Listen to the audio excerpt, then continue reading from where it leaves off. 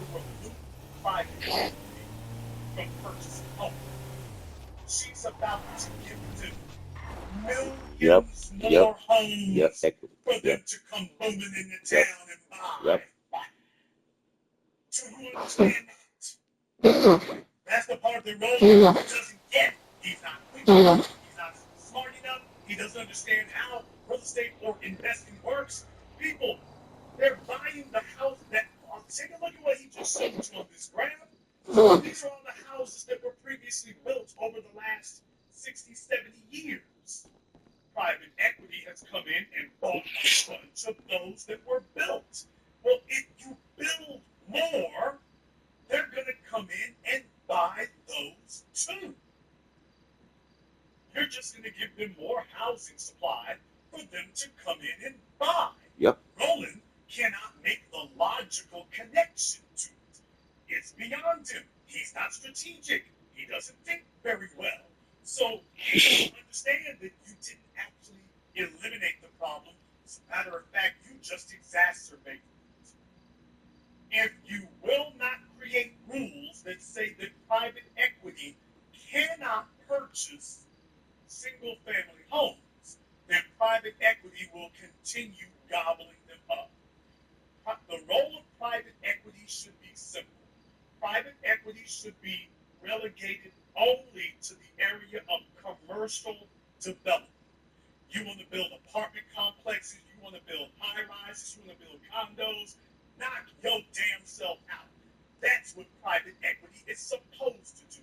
Private equity is supposed to build high rises and office buildings and the tallest building in the world and the tallest building in your city. That's what private equity is supposed to do. They're supposed to tackle mega projects that an individual would never even imagine going into. That's the role of private equity, and that's what they should be doing. Well, they're not. They can build all the high rises and condos in your downtown core.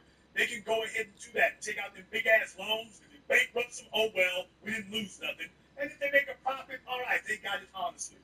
Private equity should not be legally allowed to compete in the single market, in the single housing market, against citizens who are trying to raise a family, contribute to the school district. Private equity doesn't do that.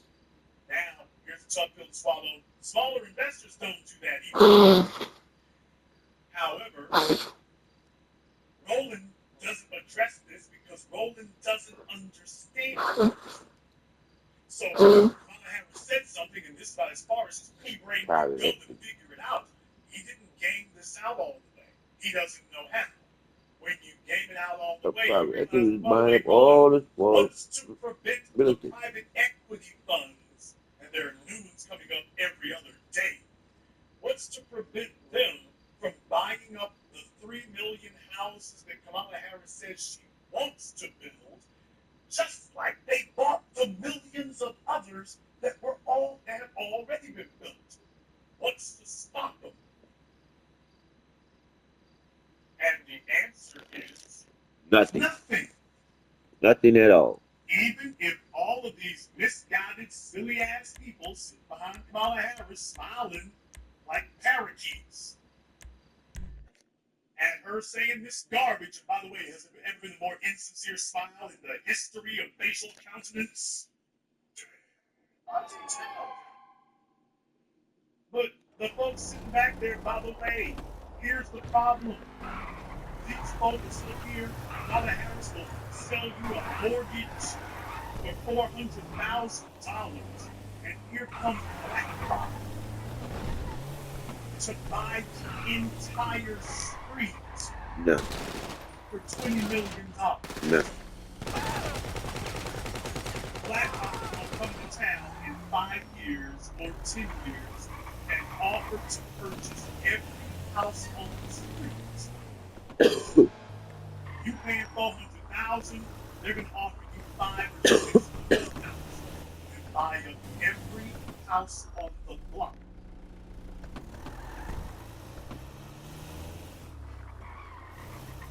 Now that you built all this new housing for them to go purchase,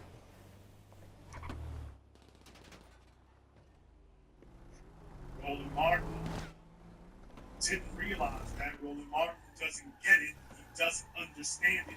He can't understand it. It's beyond him. He brought on some realtors, and they tangentially understand it, but they're not thinking like economics. They're not thinking like economics.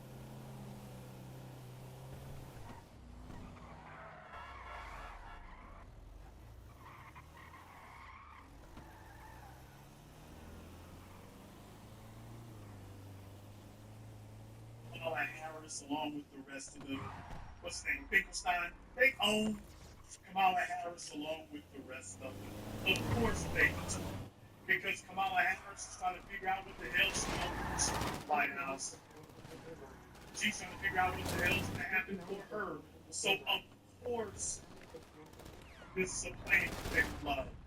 What they're all looking, by the way, are to put any new regulations into place that will limit us, because that's what you could do today.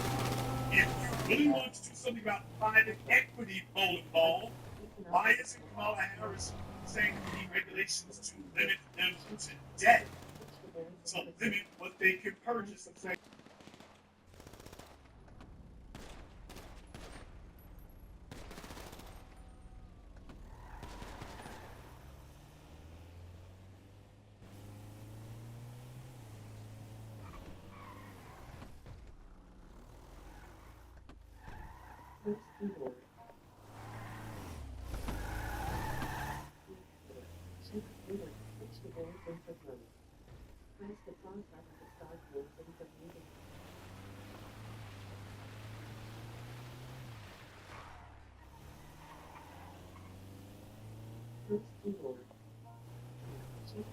The private sector shouldn't be able to run up all the small companies.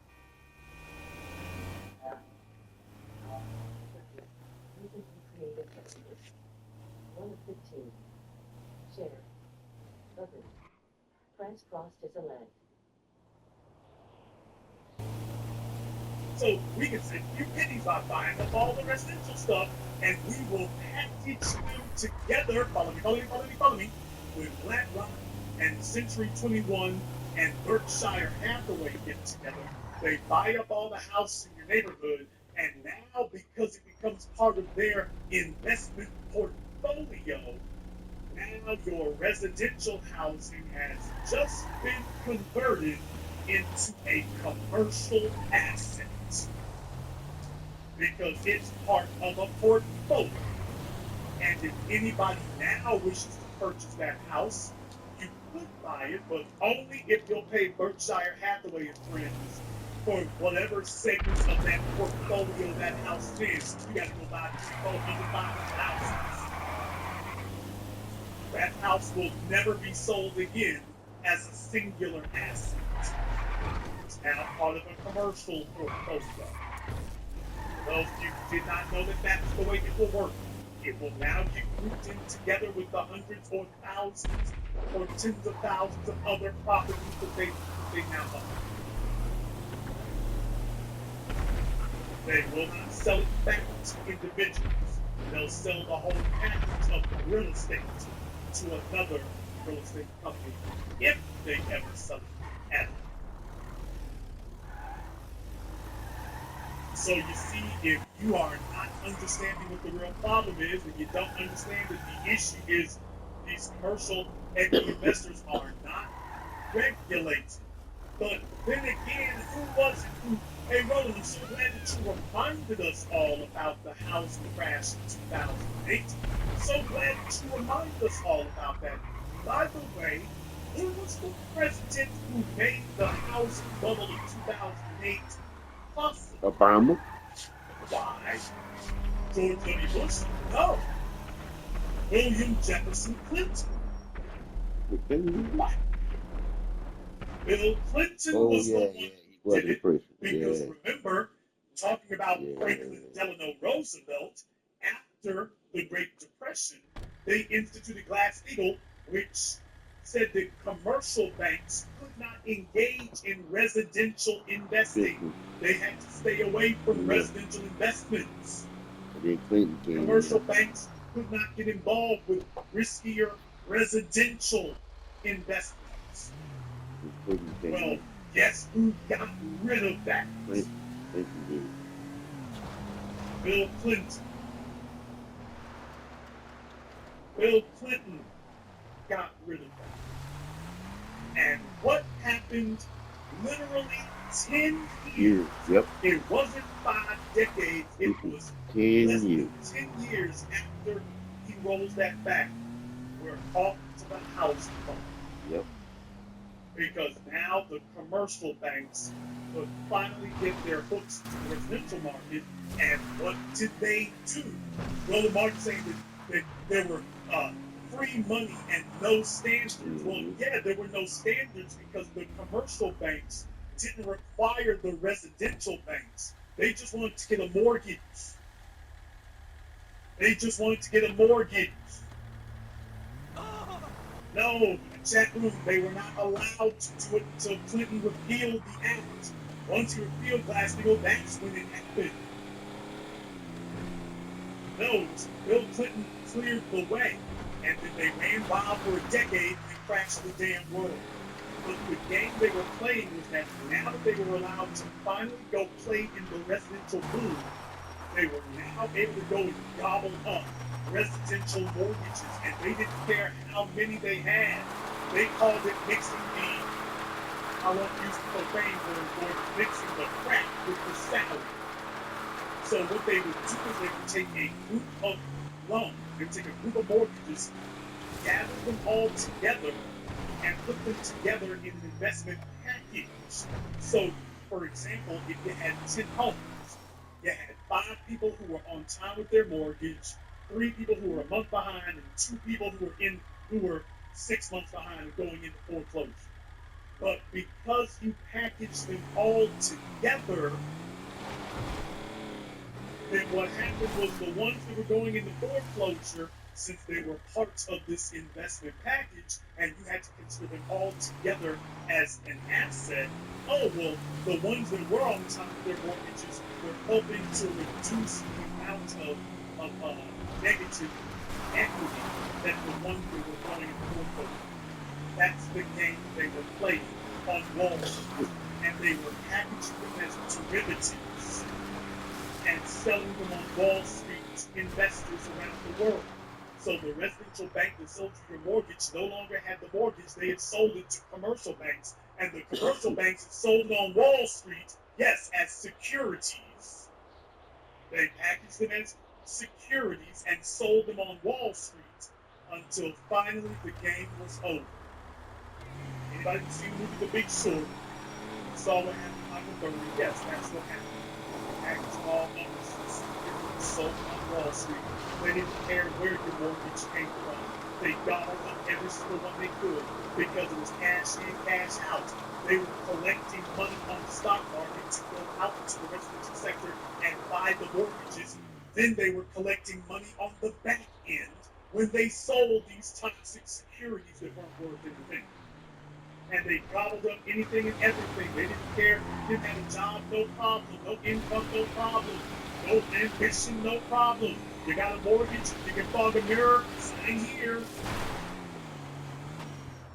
And that's what happened.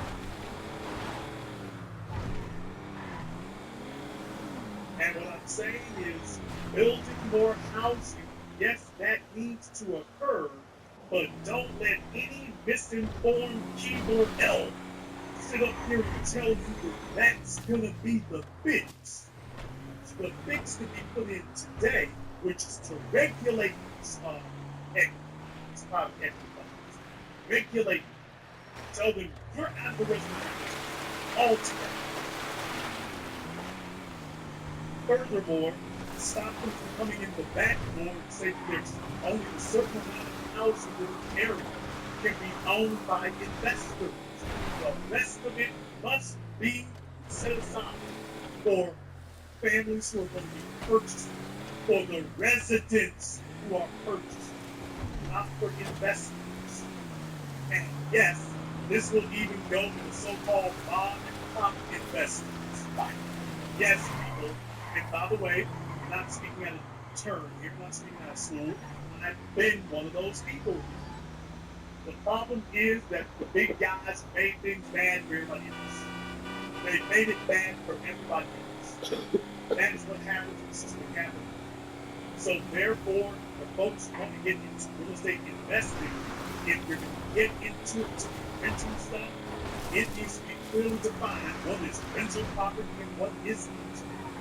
Maybe you don't have to build a fourplex instead of building a single thing, buying a single thing home. Maybe you don't have to build a fourplex. Okay, you're going to have to use chips up a little bit more so that you can get a loan that will allow you to build that. By the way, you'll have a more valuable piece of property. It'll be commercial, you'll have a more valuable piece of property. But this idea that we're going to go into every neighborhood we can, gobble up all the real estate, and then go to celebrating houses. That's stuff fantastic. It's a zero-sum game. So, unfortunately, because people allow this to happen, Yeah. if you voted for Clinton and then re-elected him, you allowed it to Yeah. happen.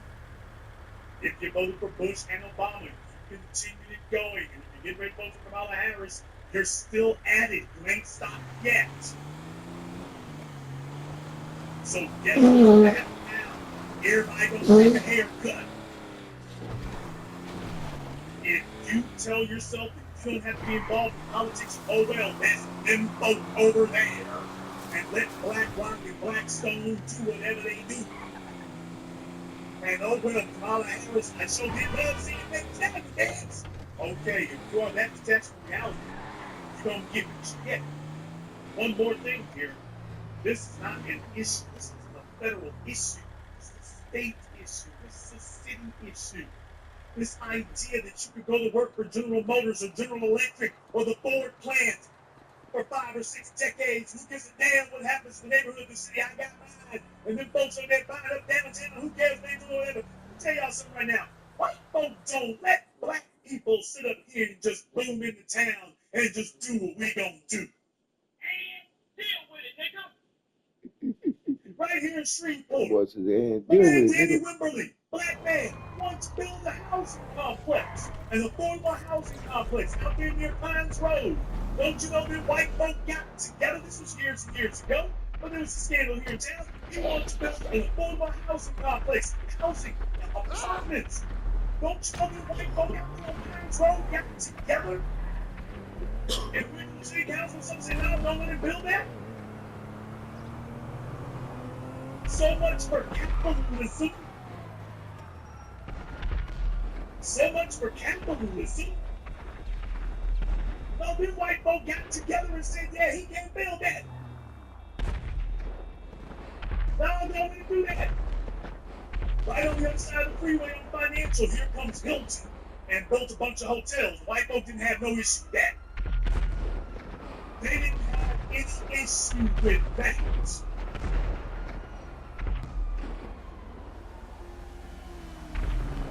A black man wants to build something, all of a sudden, what we call that. Walmart came over there and took up acres of land building a supercity. White folk dead quiet. Home Depot, right down the street from that Walmart. Acres of land building a Home Depot. White folk dead quiet. Black man comes over there and builds a parking complex. Wait, back up, nigga.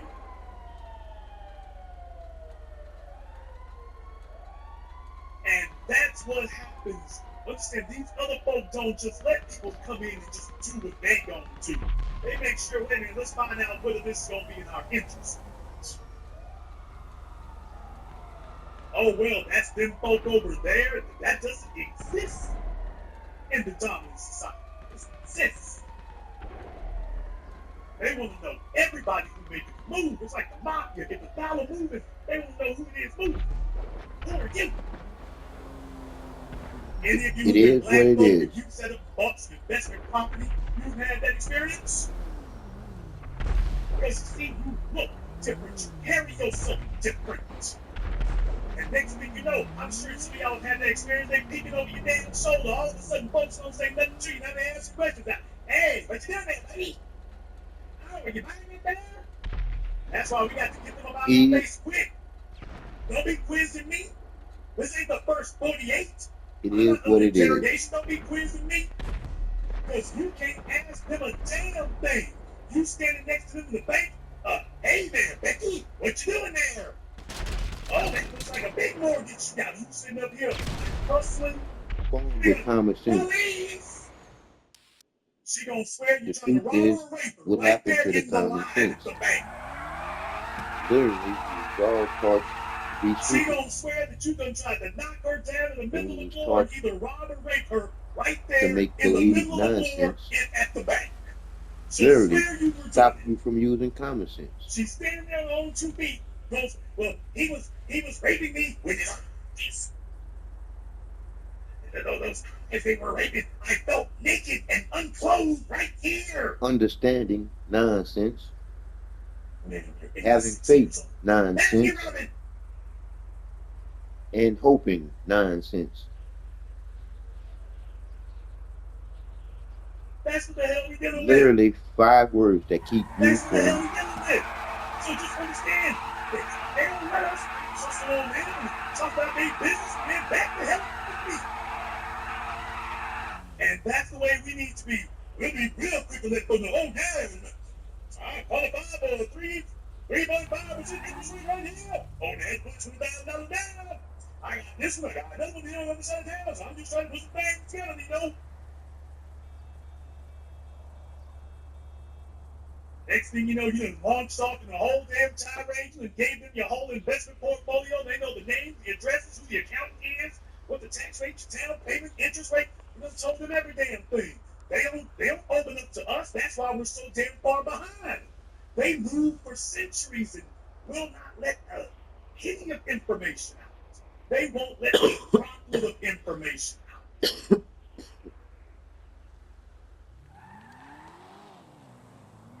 Whole houses, subdivisions, black folks still on YouTube pages figure out how to buy one house. These other folks have been out for decades. Hell, get it. They don't let a droplet of information. Y'all move into a bank or something, you keep all your stuff in your damn pockets, you get up on the damn television, you go ahead and pull out of it, then be like the old folks, you be hovering over it. Put your arms up with her, like you in prison. You know, in prison they put their arms up so other niggas can't see around what they doing. If you gotta go pay this man what you owe him, cell block B1, you gotta go pay this man what you owe him. You ain't sitting up there counting out no money on no damn table. Hey, partner, let me holler at you. You go over here, go over the cell and whatnot. It's like you turn your back to it, whatnot. Niggas ain't looking at it, so you can go ahead and count this. You right up under your diaphragm. Y'all know the old folks how they used to count the money up. I don't know how many of y'all raised like that. I'm from Shreveport, Louisiana. It is what it is. I'm from Shreveport, Louisiana. They used to bring it in an envelope. Them old people used to bring it in a double envelope. They put one envelope instead of another envelope. That's how you used to get your money back in the day. They put money in one envelope, then put that in a second envelope. So even if somebody was looking from the outside, even if they did profit or something, you couldn't see what was actually up in there. They had a double envelope. Like, okay. Then when they did get to you, what nobody's gonna be throwing no money out like the casino, like the dealer at the casino. And when they did finally pull that thing out, they pulled out the first envelope, they pulled out the envelope inside the envelope, and inside the second envelope. Okay, let me get some money here. And when it was time to count it, they just come here, man. Put your hand out. She got it all up. You got your hand all up in his. She got it right under the diaphragm. 1, 2, 5, 10. The FBI can't see what she holding. Unless they got X-ray lenses, the FBI can't see what she doing. It's like, I'll be damned. She counting the money up under her navel. She counting the money up under her navel. Old folks didn't have no money phones. Here go the big. Come on now, let me go ahead and put this on Front Street to let y'all know about the way we gotta move different. The old people didn't have no money phones. Your grandmama and your grandfather and your great-grandfather and your great-grandmama didn't have no money phones. I'll be damned. They look at if they were alive, they didn't look at trash like a crazy. Boy, what are you doing? Oh, grandmama, you know, you gotta let niggas know. You gotta let niggas know the rocks. The old folk gotta be damned, and they were sitting on mattresses full of money. And didn't have no damn money phones. When they did bring some money out, it's like, oh, come here, that. Right up under the damn navel. Everything is secret, everything on the hush hush. Because they understood that black people talk too much. That black folks are going out here in good faith with good intentions around a bunch of folks who sit up here and act like they don't care what you do. People they watch every move you make because they want to figure out how they're going to undermine you. But they can't undermine you, or at least it's a hell of a lot harder, if they don't know what you're working with. So they were teaching you and conditioning you to not sit up here and tell people every damn thing you know. And to show them every dollar you got. Money isn't good for anything except spending it. And if you're a black person who's stacking a bunch of money and you ain't spending it on cars and shoes and rims and some overpriced house, that means most likely you're getting ready to invest. If you just got a stockpile of money sitting in savings in the bank, the only thing that's good for is you're getting ready to deploy that money somewhere. Well, if he's got a house and he's got a car, and he's not really concerned with buying a bunch of consumer goods, why is he stacking up all this damn money? There's only one thing you could, and his credit score is together, there's only one thing you could be looking to do. He's getting ready to deploy it somewhere. And we will not have the ability to stop them. Unless they can get ahead of you and anticipate what you're doing. That's why a bunch of y'all grew up in the 80s and 90s along with me. That's what we had to learn. You can't go to work sitting up here trying to floss if you're at a job where the suspected white supremacists are your employers. You can't do that. You cannot do that. As soon as you get paid along with everybody else, only the white folk are telling each other how much you get paid. They won't tell you what they're making, but they're telling each other what you get. Human resource is sitting up here letting everybody know what you make. Now, they won't tell you what they get, but human resources telling all the white folk what you get. They won't tell you what they're giving them, but they tell them what they're giving you. Next thing you know, you done got a car that's nicer than theirs. Hey, Jamal! Hey, look at that BMW there, Toss. Look and see, Jamal. Look and see, man. You sitting up there, acting like you're trying to dance around like you damn me, Willie Goosenberg or NBA Youngboy. Greatest walkout ever. Yeah, let the niggas know. Let the niggas know. Let the niggas know. Didn't you notice that when it was time to go to the break room, you was the only one in there by your damn self? Where the rest of them was having a damn fun. Yeah, to see what the small pulled up in okay? I told you what came from the rooms well. I told you about that. Warn you.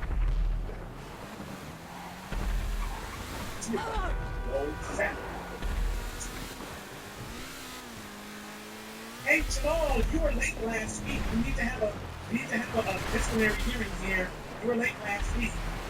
Jamal, one of our customers had a complaint. We have to have another disciplinary hearing here. All right, Jamal, that's been 3 hearings. You had to have somebody. You were late here. There was a customer who complained, and one of the pallets wasn't put together here correctly. It wasn't stacked right here. So we've had 3 incidents here, Jamal. We're going to have a performance improvement plan. Well, actually, Jamal, we already had you on a performance improvement plan here. So, Jamal, pray we're going to have to let you go, buddy. Pray we're going to have to let you go, buddy.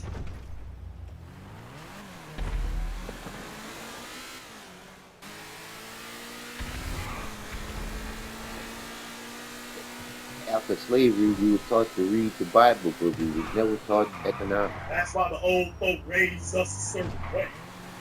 Because economics is warfare, and these other folks are looking for hope. They're looking for hope. We got to be all the way on our business about it. The market is doing right now. The federal government is paying Intel, a company that's swimming off the last 30 years, sent their production overseas. Now the Asians are kicking their ass with all 4 feet. Now the federal government is